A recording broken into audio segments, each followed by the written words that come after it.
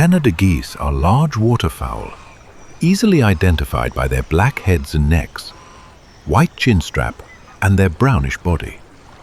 They are known for their distinctive honking sounds, especially during migration.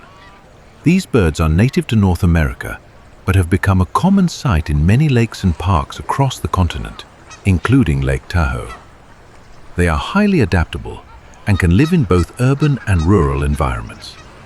Canada goose are social birds, often seen in flocks.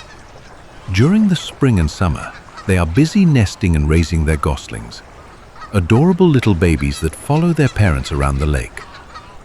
One interesting fact is that during migration, they can travel thousands of miles, often in V-shaped formations that help conserve energy.